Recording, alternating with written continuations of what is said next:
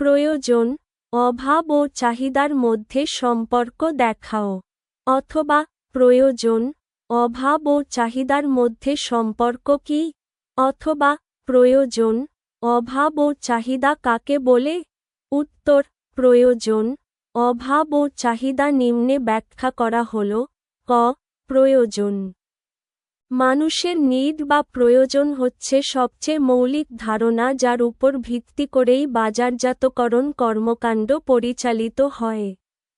প্রয়োজন হচ্ছে এমন একটি মানসিক স্তর যখন মানুষ তার নিকট উপযোগ রয়েছে এমন কিছু থেকে নিজেকে বঞ্চিত মনে করে, যেমন খাদ্য, বস্ত্র, বাসস্থান, শিক্ষা, স্বাস্থ্য ইত্যাদি।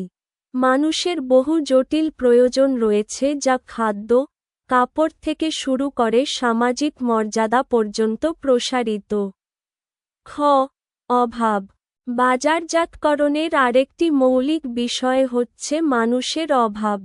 মানুষের প্রয়োজন যখন সমাজ, সংস্কৃতি এবং ব্যক্তির দ্বারা কর্ষিত হয়ে মূর্ত ধারণায় উন্নীত হয় তখন তাকে অভাব বলে।